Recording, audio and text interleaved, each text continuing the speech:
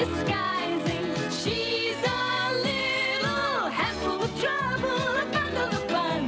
Glad you could make it, so glad you could come. Little Miss, we're waiting for you. Ready, steady, how do you do? Madame Catastrophe adorait rendre service aux gens. Ah, voilà une belle journée pour aider quelqu'un. Vous voyez ce que je veux dire? Hélas, elle ne leur attirait que des ennuis, une vraie catastrophe. Par exemple, un jour, les lacets de chaussures de Monsieur Grand se dénouèrent. « Je vais vous aider !» cria-t-elle.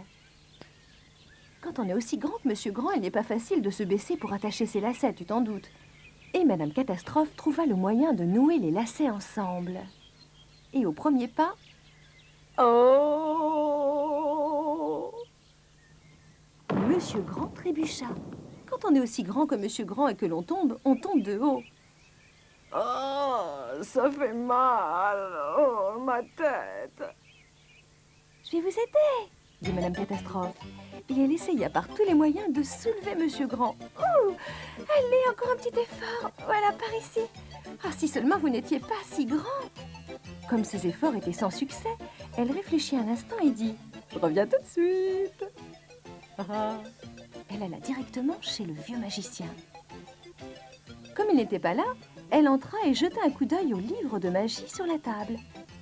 Elle tourna les pages jusqu'à la bonne formule magique. Grand devient petit quand je dis petit, petit devient grand quand je dis grand. Ah, mais je devrais pouvoir m'en souvenir. Pas de problème.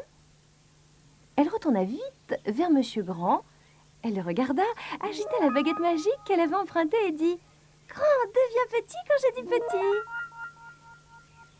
Monsieur Grand rétrécit à vue d'œil pour devenir tout petit.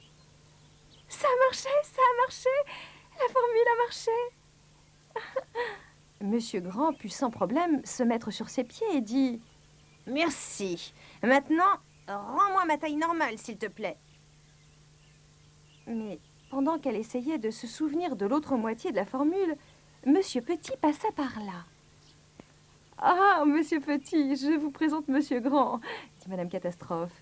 « Mon œil, il est aussi petit que moi. » Juste un instant. Grand soit petit et petit grand. Non, c'est pas ça. Petit et grand, grand et petit. Oh, bah non, c'est pas ça non plus. Ah, voilà. Petit soit grand quand je dis petit, ou petit et grand sont... Non, non, c'est petit, c'est grand, c'est... Maintenant, tu sais pourquoi on l'appelle Madame Catastrophe. En avril dernier, Monsieur Heureux se réveilla un matin pas très en forme. Il fit donc venir le docteur dans sa petite maison au bord du lac, au pied de la montagne. « Oh, mon pauvre monsieur, dit le docteur, vous avez la rougeole. » Le sourire de Monsieur Heureux tomba net. « Il va falloir garder le lit, rester bien au chaud, bien au calme, dormir le plus possible et prendre ce médicament 3 fois par jour. » Le docteur s'en alla et Monsieur Heureux ferma les yeux. Il venait de s'endormir quand, en bas, on frappa très fort à sa porte. « Oh non !» gémit Monsieur Heureux. Il descendit cependant ouvrir. Qui était là? « Je viens vous aider !» cria Madame Catastrophe. « Mais il n'y a pas de mère !» répliqua-t-elle. « Allez vite au lit, je m'occupe de tout !» Madame Catastrophe regarda autour d'elle. « Eh bien, votre maison a besoin d'un peu de ménage !» dit-elle. Monsieur Heureux remonta se coucher. Il allait s'endormir lorsque Madame Catastrophe passa le bout de son nez dans la chambre. « Où avez-vous mis la brosse ?» demanda-t-elle. Pauvre Monsieur Heureux, il dut redescendre pour lui montrer où elle se trouvait. Puis il retourna au lit, bien décidé à dormir cette fois. Madame Catastrophe brossa le carrelage de la cuisine, puis elle recula de 3 pas pour admirer son travail. Mais elle marcha sur le savon et elle tomba, tête la première, dans le seau.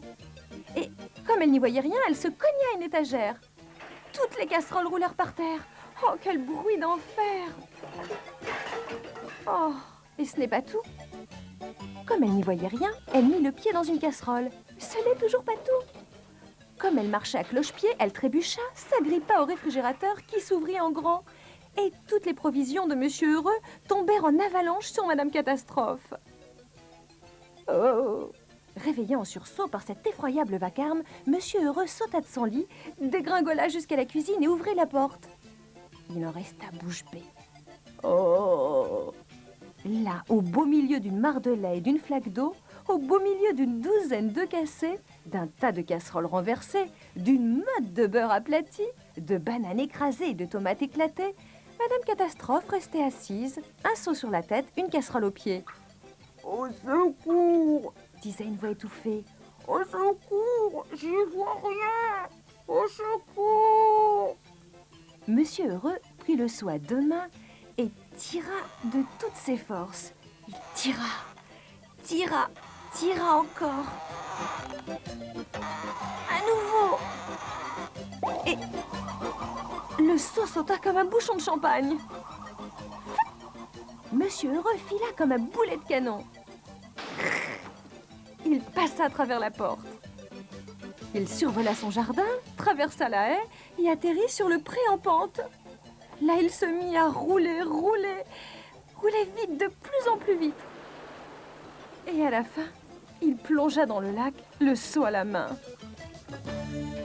Une casserole aux pieds, une petite dame sortit alors en clopinant de la maison. En se dirigeant vers le lac, Madame Catastrophe cria « Hé, ne bougez pas! Je vais vous aider !»